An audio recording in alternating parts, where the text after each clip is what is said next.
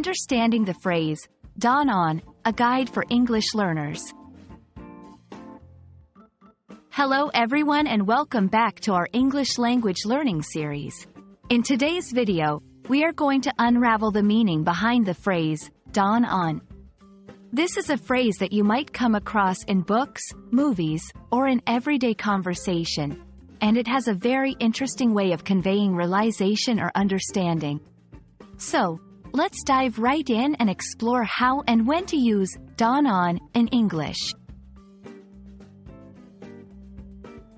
The phrase, dawn on, is a phrasal verb that is made up of two parts.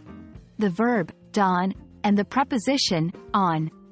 In this context, dawn doesn't refer to the time of day when the sun rises, but rather to the gradual appearance or beginning of something.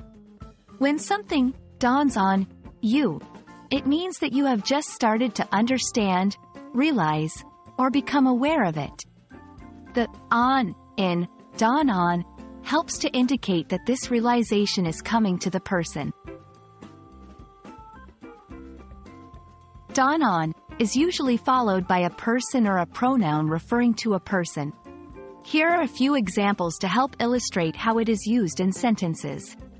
It finally dawned on me that she had been joking all along. I could see it dawning on him that the situation was more serious than he had thought. When will it dawn on her that she needs to start taking responsibility for her actions?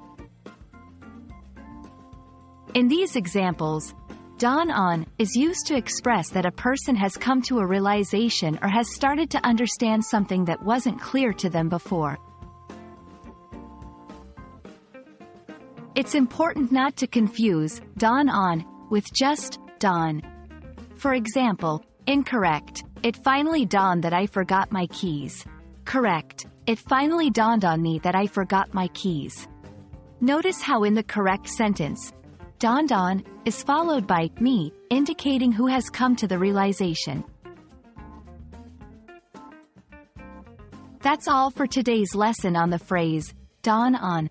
We hope that it has dawned on you how to use this phrase correctly and that you feel more confident using it in your own conversations and writing. Don't forget to practice, as that's the key to mastering any new language skill. If you found this video helpful, please give it a thumbs up and subscribe for more language learning content. Until next time, keep learning and keep practicing.